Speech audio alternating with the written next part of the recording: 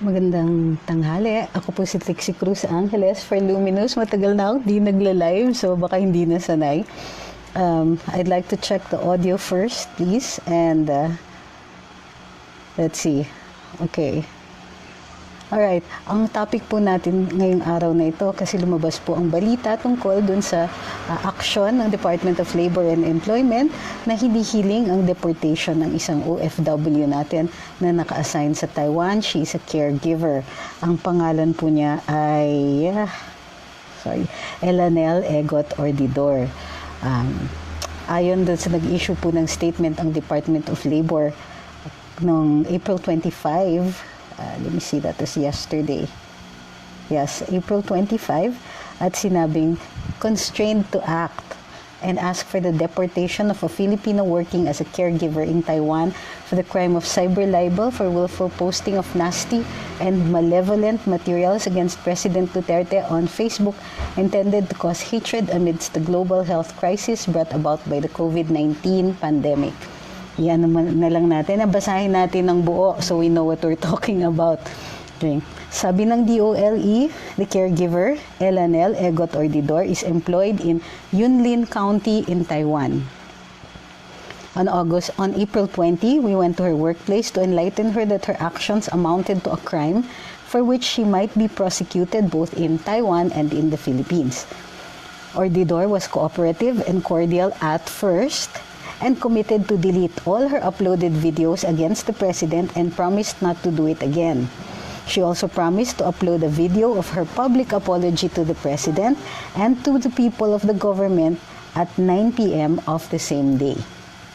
However, hours after the visit, several posts were seen in the Polo Taichung Facebook page from several fake accounts assuring Ms. Ordidor's cause and further giving her assurance of support.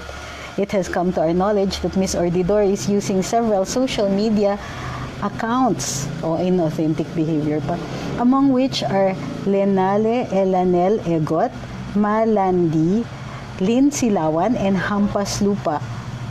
Ginaya pa yung term natin. And has a group organized to discredit and malign the president and destabilize the government. Due to her acts, Polo coordinated with her broker and employer on her deportation on the basis of the gravity of Ordidor's offense under Philippine law. The sharing and posting of such videos are punishable under cyber libel under Republic Act number 10175. Yan yung end po ng statement.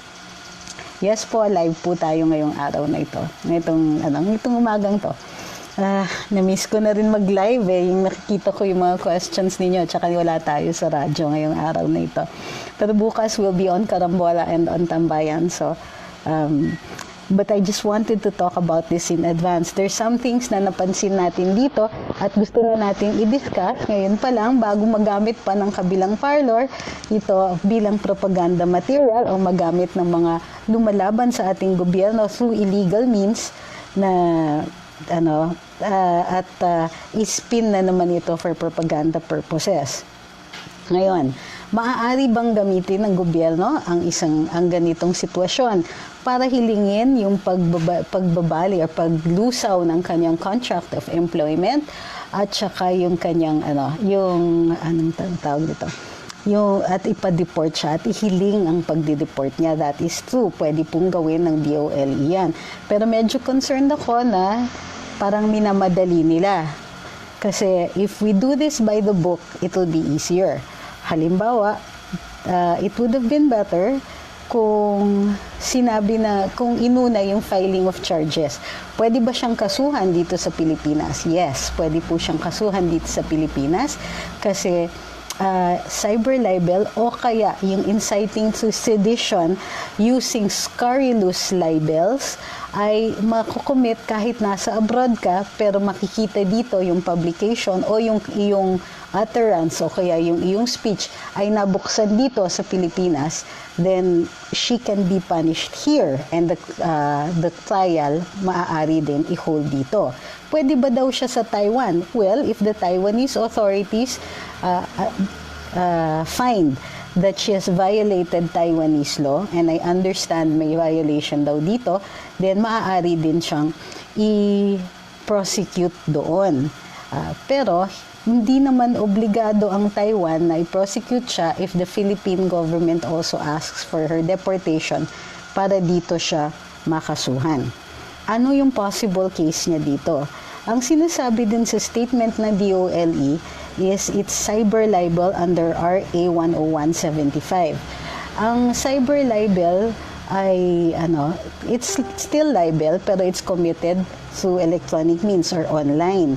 So, it's a malicious imputation of a crime, vice, or defect. Or meron kang sinisiraan, in most cases, either hindi totoo yung paninira or kung totoo man, either protected speech yun, hindi siya protected speech, or kailangan may purpose dun sa paglalabas ng ganung klaseng balita.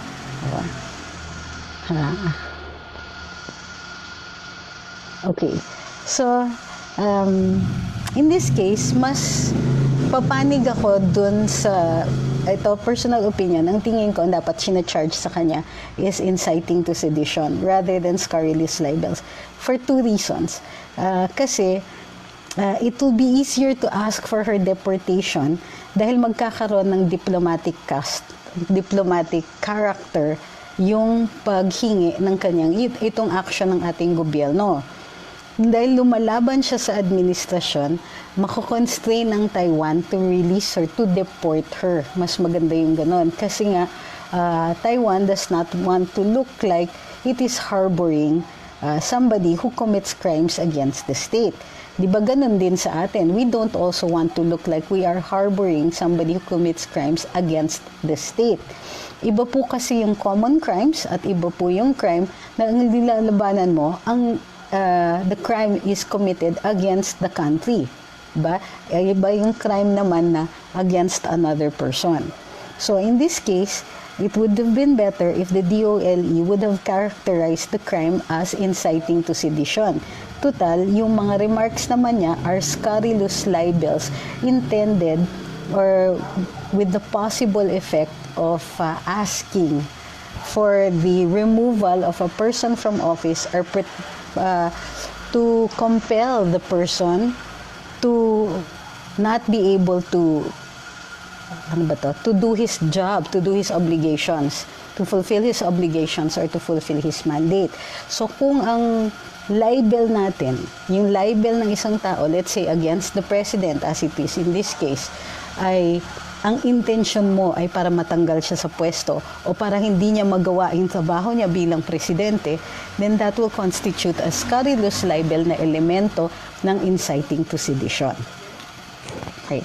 And pagka-inciting to sedition, syempre, yung diplomatic relations ng then China will also want, or well, knowing them, I know there's a difficult relationship here, but China will also want to be able to diplomatically handle the situation. Pero, tunay naman, she can also be charged in Taiwan. Hinihingi ng DOLE is her immediate deportation. What would have been better for the DOLE was to charge her here first, then ask for her deportation, kasi ika-cancel na ang kanyang Philippine passport. Kailan ba pwedeng i-cancel yung Philippine passport? Kapag yun na nga, na-charge siya, meron siyang hinaharap na kaso sa piskalya, o kaya ang kaso niya ay nasa hukuman na. In that case, maaari nang i-cancel yung kanyang passport and she will be in a foreign country illegally.